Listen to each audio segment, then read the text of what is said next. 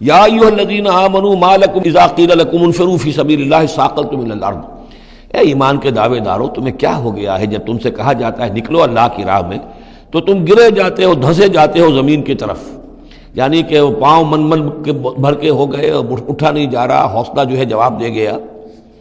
ارضیتم بالحیات الدنیا من الآخرہ، اب یہ وہی سرچنگ کویسچن، ذرا سوچو کیا تم نے آخرت کی بجائے دنیا کی زندگی کو قبول کر لیا ہے؟ دعوے دار تو ہو ایمان بالآخرت کے، لیکن اگر تم اللہ کی راہ میں جنگ کے لیے نکلنے کے لیے تیار نہیں ہو تو اس کا مطلب یہ کہ تم آخرت ہاتھ سے دے کر اور دنیا خرید رہے ہو۔ فما متاع الحیات الدنیا فی الآخرۃ الا قلیل، تو جان لو کہ دنیا کی پوری زندگی کا ساز و سامان آخرت کے مقابلے میں کچھ بھی نہیں ہے، نہ ہونے کے برابر ہے، بہت قلیل۔ الا تنفروا، اگر نہیں نکلو گے اللہ کی راہ میں، یعذبکم عذابا علیما، تمہیں عذاب دے گا، دردناک عذاب، ویستبدل قوما غیرکم، اور تمہیں ہٹا کر کسی اور قوم کو لے آئے گا۔ اس نے اپنے دین کا جھنڈا اٹھوانا ہے، تم نہیں اٹھاتے، تمہیں دفع کرے گا، ریجیکٹ کرے گا، مردود کر دے گا اور کسی اور قوم کو لے آئے گا۔ ولا تضروہ شیئا، اور تم اللہ کا کوئی نقصان نہیں کر سکو گے۔ واللہ علی کل شیء قدیر، اللہ ہر چیز پر قادر ہے۔ الا تنصروہ، اگر تم ان کی مدد نہیں کرو گے یعنی حضور کی، فقد نصرہ اللہ اذ اخرجہ الذین کفروا ثانی اثنین اذ ہما فی الغار، جبکہ کافروں نے انہیں اپنے گھر سے اور مکے سے نکلنے پر کر دیا تھا، جبکہ دو میں کے دوسرے تھے، دو ہی تھے، حضور تھے اور حضرت ابوبکر تھے رضی اللہ تعالی عنہ۔ اذ ہما فی الغار، جبکہ وہ دونوں غار میں تھے۔ اذ یقول، یہ غار ثور کا واقعہ ہے۔ اذ یقول لصاحبہ لا تحزن، جب حضرت ابوبکر نے رضی اللہ تعالی عنہ یہ کہا کہ حضور یہ تو پہنچ گئے ہیں غار کے دہانے تک، اگر کسی نے ذرا بھی نیچے جھانک لیا تو ہم نظر آ جائیں گے، تو حضور نے فرمایا لا تحزن، فکر نہ کرو، ان اللہ معنا، اللہ ہمارے ساتھ ہے۔ فانزل اللہ سکینتہ علیہ، تو اللہ تعالیٰ نے تسکین اور سکون نازل کر دیا ان پر، وأیدہ بجنود لم تروہا، اور ان کی مدد فرمائی ان لشکروں سے جنہیں تم نہیں دیکھتے، وجعل کلمۃ الذین کفروا السفلی، اور جس کا نتیجہ یہ نکلا ہے کہ کافروں کا کلمہ جو ہے وہ نیچا پڑ چکا ہے، پورے جزیرہ نما عرب کے اندر اللہ کا دین جو ہے غالب آ چکا ہے۔ وجعل کلمۃ الذین کفروا السفلی، اللہ نے بنا دیا ہے کافروں کی بات کو سب سے نیچے، وَكَلِمَةُ اللَّهِ هِيَ الْعُلْيَا، اور اللہ کا کلمہ تو سب سے اونچا ہے ہی، واللہ عزیز الحکیم، اللہ تعالیٰ زبردست ہے، حکمت والا۔ انفروا خفافا وثقالا، نکلو خواہ ہلکے خواہ بوجھل۔ یہ ہلکے اور بوجھل کے دو پہلو ہو سکتے ہیں، یا تو داخلی طور پر بوجھل دل کے ساتھ نکلو یا آمادگی کے ساتھ نکلو، نکلنا پڑے گا۔ اب یہ نکلنا فرض عین ہے، یہ نفیر عام ہے۔ وہ بات گئی جبکہ صرف تحریض تھی، ترغیب تھی، وہ دور ختم ہوا۔ اب نکلنا پڑے گا، اس جنگ میں نفیر عام ہے، چاہے بوجھل دل کے ساتھ نکلو اور چاہے کھلے دل کے ساتھ اور آمادگی کے ساتھ نکلو۔ اور اس کے ایک معنی یہ بھی ہو سکتے ہیں، چاہے تمہارے پاس ساز و سامان کافی ہے تب بھی نکلو، کم ساز و سامان ہے تب بھی نکلو۔ تو خارجی طور پر بھی ہو سکتا ہے یہ بوجھل اور ہلکا، اور داخلی طور پر بھی۔ وَجَاهِدُوا بِأَمْوَالِكُمْ وَأَنفُسِكُمْ فِي سَبِيلِ اللَّهِ، اور جہاد کرو اللہ کی راہ میں اپنے اموال سے اور اپنی جانوں سے۔ ذَلِكُمْ خَيْرٌ لَكُمْ إِن كُنتُمْ تَعْلَمُونَ، یہی تمہارے لیے بہتر ہے اگر تم علم رکھتے ہو۔ لَوْ كَانَ عَرَضًا قَرِيبًا، اگر انہیں توقع ہوتی کہ مال قریب ہی ہے، قریب ہی ہمیں مال مل جائے گا، غنیمت مل جائے گی، وَسَفَرًا قَاصِدًا، اور اس کے لیے سفر بھی جو ہے وہ چھوٹا ہے، بڑا نہیں ہے، لَاتَّبَعُوكَ، تو یہ سب اے نبی آپ کی پیروی کرتے، آپ کے ساتھ چلتے۔ وَلَكِنْ بَعُدَتْ عَلَيْهِمُ الشُّقَّةُ، لیکن ان کو تو بڑی بھاری پڑ رہی ہے، بڑی دور کی مسافت نظر آ رہی ہے، اتنا دور، اور اس میں اعلان کر دیا تھا حضور نے۔ حالانکہ فتح مکہ کے موقع پر بھی حضور نے خفیہ رکھی تھی اپنی ساری اسکیم، اور عام طور پر جنگوں میں یہ ہوتا ہے، اپنی پوری اسکیم کا اعلان تو نہیں ہوتا، لیکن غزوہ تبوک میں آپ نے اعلان کیا تھا کہ ہم جا رہے ہیں، سلطنت روما سے ٹکراؤ ہے، تبوک تک ہمیں جانا ہے، کوئی چیز آپ نے راز نہیں رکھی، تاکہ جو شخص بھی ہے وہ سمجھ لے، اس کے لیے پوری تیاری کرے، داخلی بھی خارجی بھی، ساز و سامان کی بھی، اپنے حوصلے کو بھی دیکھ لے، لیکن یہ کہ بہرحال نکلنا فرض ہے۔ وَسَيَحْلِفُونَ بِاللَّهِ لَوِ اسْتَطَعْنَا لَخَرَجْنَا مَعَكُمْ، اور یہ عنقریب قسمیں کھائیں گے اللہ کی کہ اگر ہمارے اندر استطاعت ہوتی ہم ضرور نکلتے، اب مجبوری ہے، فلاں مجبوری ہے، فلاں مجبوری ہے۔ یہلکون انفسہم، یہ اپنے آپ کو ہلاک کر رہے ہیں، واللہ یعلم انہم لکاذبون، اور اللہ تعالیٰ کو معلوم ہے کہ یہ جھوٹ بول رہے ہیں۔ عفا اللہ عنک لما اذنت لہم، اے نبی آپ کو اللہ معاف فرمائے، یا اللہ نے آپ کو معاف کر دیا، آپ نے انہیں کیوں اجازت دے دی؟ یعنی کوئی منافق آیا، کوئی اور آیا، حضور یہ مجبوری ہے، بیوی بیمار ہے، کوئی دیکھ بھال کرنے والا نہیں ہے، تو مجھے اجازت دے دی. اچھا بھائی جاؤ. حضور کی طبیعت میں بھی نرمی تھی اور آپ نے اجازت دے دی. اب جب اجازت مل گئی، اس نے کہا میں نے تو اجازت لے لی ہے، وہ کور بن گیا، اس کے نفاق کا پردہ چاک نہیں ہوا. حالانکہ حضور اجازت نہ دیتے تب بھی اس نے نہیں جانا تھا، لیکن نہیں جانا تھا تو معلوم تو ہو جاتا کہ اس نے رسول کی بات کا جو ہے وہ معصیت کی ہے، نافرمانی کی ہے. اس کے نفاق کا پردہ جو ہے وہ پڑا رہ گیا، وہ پردہ اٹھ جاتا. اف اللہ عنہ، اللہ کو معاف کرے، یا اللہ نے آپ کو معاف کر دیا. لما اذنت لهم، کیوں آپ نے ان کو اجازت دے دی. حتی یتبین لک الذین صدقوا وتعلم الکاذبین، یہاں تک کہ آپ کے لیے واضح ہو جاتا کون صادق الایمان ہے، کون سچے مسلمان ہیں، اور آپ جان لیتے کون جھوٹے ہیں. اس لیے کہ انہوں نے پھر بھی نہیں جانا تھا، آپ اجازت نہ دیتے تب بھی رہ جانا تھا، اور اس سے یہ ہے کہ ان کے نفاق کا پردہ جو ہے وہ فاش ہو جاتا.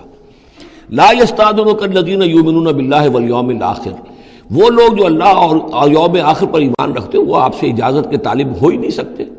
ان یجاہدوا باموالہم وانفسہم، کیا وہ اس سے اجازت مانگیں گے کہ انہیں معاف کر دیا جائے اللہ کی راہ میں جہاد نہ کرنے سے جان اور مال کے ساتھ؟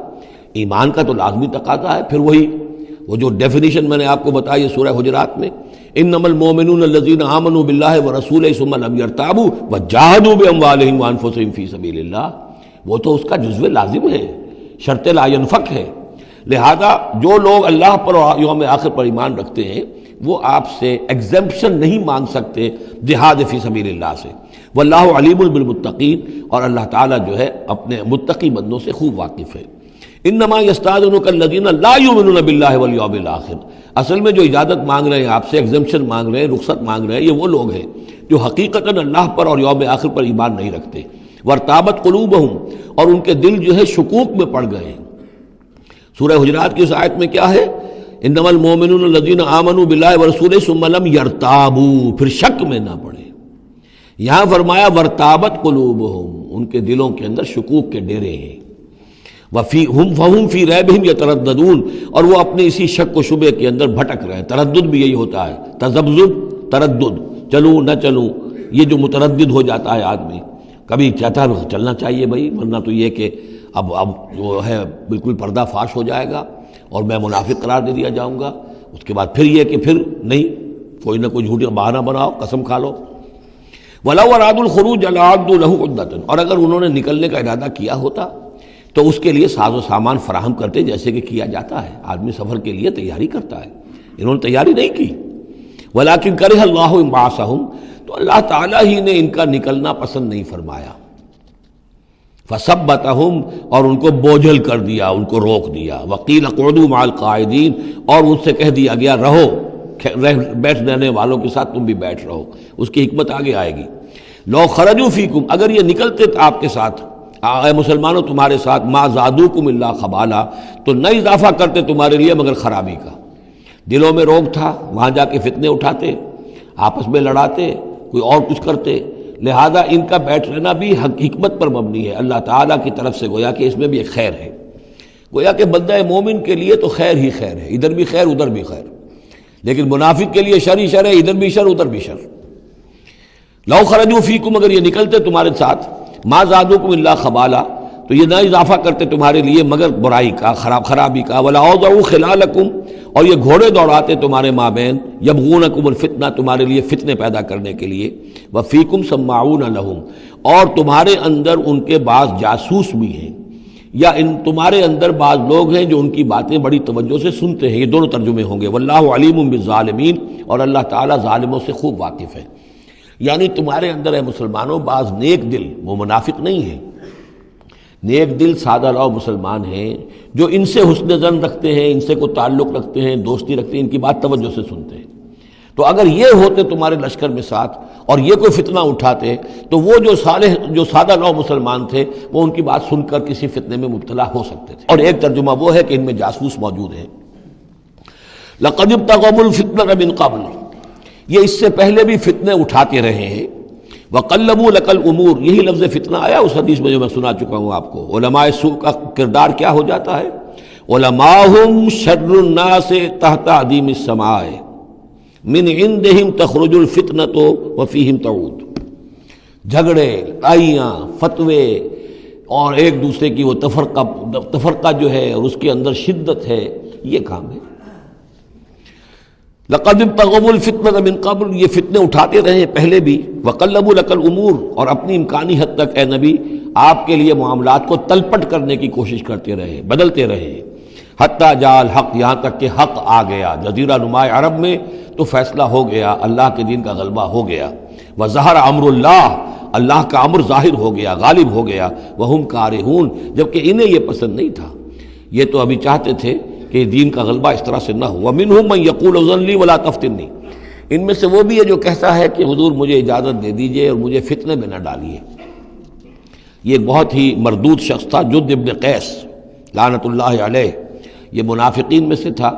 یہ آیا اور اس نے بڑا استہزاء کا انداز اختیار کیا حضور کے ساتھ، حضور مجھے تو آپ اجازت دے دیجئے۔ کیوں بھائی، کیا معاملہ ہے، کیا مجبوری ہے؟ حضور میں ذرا حسن پرست قسم کا انسان ہوں، اور وہ شام کی طرف آپ جا رہے ہیں، شامی عورتیں بہت خوبصورت ہوتی ہیں، تو میں تو اپنے اوپر قابو نہیں رکھ سکوں گا، میں فتنے میں مبتلا ہو جاؤں گا، تو آپ مجھے فتنے سے بچا لیں۔ وَمِنْهُمْ مَنْ يَقُولُ اذن لِّي وَلَا تَفْتِنِّي، اور ان میں سے وہ بھی ہے جو کہتا ہے کہ مجھے تو اجازت دے دیجئے، ایکسیپٹ کر دیجئے، اور مجھے فتنے میں نہ ڈالیے، میں آپ کے ساتھ جاؤں گا تو فتنے میں پڑ جاؤں گا۔ أَلَا فِي الْفِتْنَةِ سَقَطُوا، آگاہ ہو جاؤ، فتنے میں تو پڑ چکے، اور فتنہ کون سا ہوگا؟ جو بدبخت اس قسم کا معاملہ کر رہا ہے، بدترین فتنے کا شکار تو ہو چکا۔ وَإِنَّ جَهَنَّمَ لَمُحِيطَةٌ بِالْكَافِرِينَ، اور یقیناً جہنم جو ہے ان کافروں کا احاطہ کیے ہوئے ہے۔ ان تصبک حسنۃ تسوء، اے نبی اگر آپ کو کوئی اچھی بات پہنچتی ہے، کوئی فتح ہوتی ہے، کوئی خیر آتا ہے، کوئی اچھی خبر آتی ہے، تسوء انہیں بری لگتی ہے۔ وَإِن تُصِبْكَ مُصِیبَةٌ، اگر کوئی تکلیف آ جاتی ہے، ناگوار پوزیشن، صورتحال، یقول قد اخذنا امرنا من قبل، تو کہتے جی ہم نے تو اپنا معاملہ پہلے ہی درست کر لیا تھا، ہم کوئی بے وقوف تھوڑا ہی ہے، ان لوگوں کی طریقے سے جو ہے اتنے جو ہے ہم رسک نہیں لیتے، ہم نے پہلے ہی سے اپنی حفاظت کا بندوبست کر لیا تھا۔ یقول قد اخذنا امرنا من قبل ویتولوا وهم فرحون، اور وہ پیٹھ پھیرتے ہیں اور بڑے شاداں فرحاں ہوتے ہیں کہ مسلمانوں پر مصیبت آ گئی اور ہم بچ گئے۔ قل لن یصیبنا الا ما کتب اللہ لنا، یہ آیتیں تو ہر شخص کو یاد کر لینی چاہیے۔ یہ دو آیتیں بندہ مومن کے لیے بہت بڑا ہتھیار ہیں، بہت بڑا اسلحہ ہے۔ کہو لن یصیبنا الا ما کتب اللہ لنا، اے بدبختو ہم پر کوئی مصیبت نہیں آ سکتی سوائے اس کے جو اللہ نے ہمارے لیے لکھ دی ہو۔ ہوا مولانا، وہ ہمارا مولا ہے، اگر اس کی طرف سے تکلیف آ جائے، دوست کی طرف سے تکلیف آ جائے کہ ہرچہ ساقی ما ریخت عین الطافظ، میرا ساقی میرے پیالے میں جو بھی ڈال دے اس کا لطف و کرم ہی ہے، تو اللہ کی طرف سے جو آئے سر تسلیم خم ہے جو مزاج یار میں آئے۔ نہ شود نصیب دشمن کے شود ہلاک تیغت، سر دوستاں سلامت کے تو خنجر آزمائی۔ اہل ایمان کا تو معاملہ یہ ہونا چاہیے، قل لن یصیبنا الا ما کتب اللہ لنا، ہوا مولانا، وہ ہمارا مولا ہے، اس کے اذن کے بغیر پتہ تک نہیں ہل سکتا، تو ہمیں ڈر کس کا ہو؟ وعلی اللہ فلیتوکل المؤمنون، اور اللہ ہی پر توکل کرنا چاہیے اہل ایمان کو۔ قل هل تربصون بنا الا احدى الحسنیین، ان سے کہو ہمارے بارے میں تم کن چیزوں کا انتظار کر سکتے ہو سوائے دو نہایت عمدہ چیزوں کے۔ یہ حسنیین کیا ہے؟ احسن، احسن افعل و تفضیل ہوا، اس سے مؤنث بنا حسنا، حسنا کا تثنیہ بنا تو حسنیین، دو نہایت احسن صورتوں کے سوا ہمارے لیے تیسری ہے ہی نہیں۔ کیا مطلب؟ ہم سب اللہ کی راہ میں شہید ہو جائیں، احسن، ہم کامیاب ہو کر آ جائیں، احسن، تیسری کیا بات ہے؟ تو ہمارے لیے تو خیر ہی خیر ہے، ڈراتے ہمیں کس سے ہو؟ قل هل تربصون بنا، یہ تم ڈرا رہے ہو ہمیں اور جو کہہ رہے ہو ہمیں کس چیز کا خوف؟ ہمارے لیے دو انجام ہو سکتے ہیں ممکن، اور دونوں ہمارے نزدیک نہایت احسن ہے۔ اللہ کی راہ میں شہادت مل جائے، شہادت مطلوب و مقصود مومن، نہ مال غنیمت نہ کشور کشائی۔ جو حق کی خاطر جیتے ہیں، مرنے سے کہیں ڈرتے ہیں جگر، جب وقت شہادت آتا ہے دل سینوں میں رقصاں ہوتے ہیں۔ اور اگر ہم کامیاب ہو کر آ گئے تو تم بھی کہو گے کہ بھائی یہ تو بڑی کامیابی، ہمارے لیے تو کامیابی کامیابی ہے۔ قل هل تربصون بنا الا احدى الحسنيين ونحن نتربص بكم، اور ہم منتظر ہیں تمہارے بارے میں ان يصيبكم الله بعذاب من عنده، کہ اے منافقو اللہ تم پر کوئی عذاب اپنے خاص اپنے پاس سے نازل کرے اور بے ایدینا، یا کوئی وقت آ جائے کہ ہمیں اجازت دے دی جائے کہ ہم تمہاری گردنیں اڑائیں، جیسے کہ اعلان عام کفار کے بارے میں ہوا، ہو سکتا ہے کہ ایسا ہو جائے۔ فتربصوا انا معکم متربصون، تو کرو انتظار، ہم بھی تمہارے ساتھ انتظار کر رہے ہیں۔ قل انفقوا طوعا وکرہا، اب یہ ایک اور بات ہوتی ہے جی میں جا تو نہیں سکتا، یہ چندہ حاضر ہے، کچھ پیسے جو ہے میں لے آیا ہوں ساز و سامان، لیکن مجھے آپ ایگزمپٹ کر دیں، یہ چندہ قبول کر لیں۔ قل انفقوا طوعا وکرہا، کہہ دیجئے ان سے کہ چاہے خرچ کرو خوشی سے اور چاہے مجبوری سے، لن یتقبل منکم، یہ تم سے قبول نہیں کیا جائے گا، انکم کنتم قوما فاسقین، اس لیے کہ تم نافرمان لوگ ہو۔ اس وقت جو ہے پیسہ بدل نہیں ہوگا، اس وقت تو جانا ہے، فرض عین ہے، نفیر عام ہے، اس وقت جو ہے یہ پیسہ اس کی جگہ پر کام نہیں کر سکتا۔ وما منعهم ان تقبل منهم نفقاتهم، اور نہیں محروم کیا انہیں اس بات سے کہ ان کے نفقات، ان کے خرچہ جو اللہ کی راہ میں چندہ دے رہے تھے ان کو قبول کیا جاتا، الا انهم كفروا بالله وبرسوله، اس لیے مگر اس بات نے کہ انہوں نے کفر کیا ہے اللہ کے ساتھ اور اس کے رسول کے ساتھ۔ ولا یاتون الصلاۃ الا وهم کسالى، اور وہ نماز کے لیے نہیں آتے مگر بہت ہی کسل مند۔ ولا ينفقون الا وهم كارهون، اور جو یہ خرچ بھی کرتے ہیں تو کراہت کے ساتھ کرتے ہیں، مجبوراً کرتے ہیں، وہ تو جان بچانے کے لیے خرچ کرنے کے لیے آمادہ ہو گئے ہیں، ورنہ انہیں مال جو ہے بڑا پیارا ہے۔ فلا تعجبك اموالهم ولا اولادهم، تو اے نبی اور اے مسلمانوں تمہیں ان کے مال اور ان کی اولاد ان سے دھوکہ نہ کھاؤ، اچھے نہ لگے تمہیں، تم سمجھتے ہو کہ اللہ کی بڑی نعمتیں ہیں ان پر، یہ دولت والے منافق تھے، بچا بچا کر رکھتے تھے، دولت والے تھے، ان کی اولاد بھی اللہ نے دی ہے، اللہ تعالیٰ تو دنیا میں پھر اور دے دیتا ہے ان کو جن کا آخرت میں کوئی حصہ نہیں ہے، کہ جو بھی کچھ ہے یہیں پر اپنا حساب کتاب کر لیں۔ فلا تعجبک، تو تعجب نہ کرو اس کے مال اور اولاد کے بارے میں، بہت سخت الفاظ آ رہے، انما یرید اللہ لیعذبہم بہا فی الحیات الدنیا، اللہ تعالیٰ چاہتا یہ ہے کہ انہی چیزوں کے ذریعے سے انہیں دنیا کی زندگی میں عذاب دے۔ یہی اولاد سوہان روح بھی بن جاتی ہے، یہی بڑا چہیتا لاڈلا بیٹا جس کے لیے کیا کچھ کیا ہے، اور ہو سکتا ہے کہ وہی جو ہے باپ کے لیے سوہان روح بن جائے۔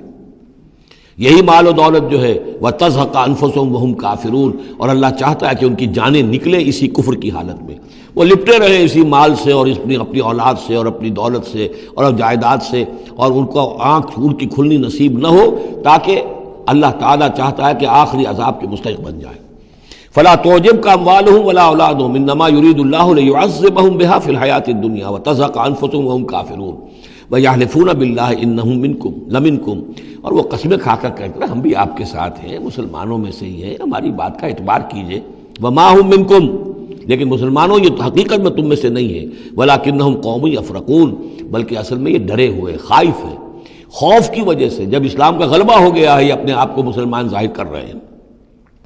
لو یجدون ملجا و مغارات و مدخلا، اگر یہ پالیں کہیں کوئی پناہ کی جگہ یا کوئی غار مغارات اور مدخلا جہاں سر گھسانے کی جگہ ہو، لولوا الیہ وہم یجمعون، تو یہ اسی کی طرف لوٹ جائیں گے اور اپنی رسیاں توڑا لیں گے، جیسے کوئی جانور رسی توڑا کے بھاگتا ہے۔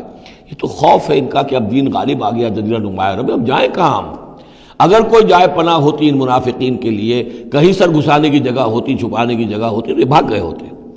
وَمِنْهُمْ مَنْ يَلْمِزُكَ فِي الصَّدَقَاتِ، اور اے نبی ان میں سے وہ بھی ہیں جو آپ پر الزام لگاتے ہیں، ملامت کرتے ہیں آپ کو صدقات کے بارے میں۔ حضور جب زکوٰۃ کا مال آتا تھا تو آپ تقسیم کرتے تھے، اب ظاہر بات ہے کہ لوگ ہیں کھڑے ہیں، کسی کو کچھ زیادہ ہو گیا، کسی وقت کسی کو آپ نے سمجھا کہ زیادہ مستحق زیادہ دے دیا، تو ایک منافق تھا اس نے حضور کو ٹوک دیا، اعدل یا محمد، اے محمد عدل کرو، یہ کیا کر رہے ہو، ناانصافی کر رہے ہیں۔ تو حضور کو غصہ آیا اس پر صلی اللہ علیہ وسلم، ان لم عادل فمن یعدل، اگر میں عدل نہیں کروں گا تو کون کرے گا؟